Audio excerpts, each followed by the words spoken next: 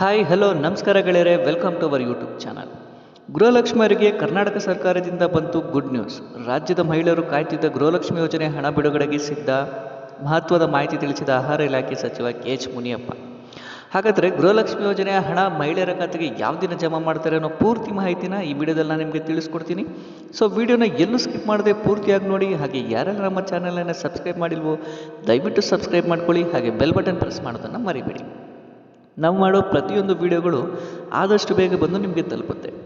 ಈಗ ಡೈರೆಕ್ಟಾಗಿ ವಿಷಯಕ್ಕೆ ಬರೋಣ.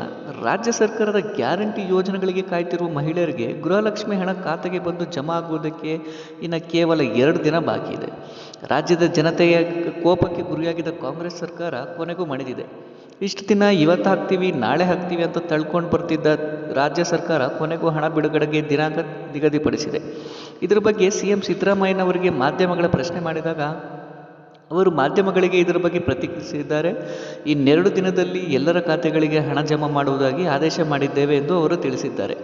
ಆದರೆ ಗೃಹಲಕ್ಷ್ಮಿ ಯೋಜನೆಯ ಪೆಂಡಿಂಗ್ ಇರುವ ಎಲ್ಲ ಹಣನ ಒಟ್ಟಿಗೆ ಜಮಾ ಮಾಡ್ತಾರೋ ಅಥವಾ ಒಂದೊಂದು ತಿಂಗಳ ಹಣ ಜಮಾ ಮಾಡ್ತಾರೋ ಕಾದು ನೋಡಬೇಕು.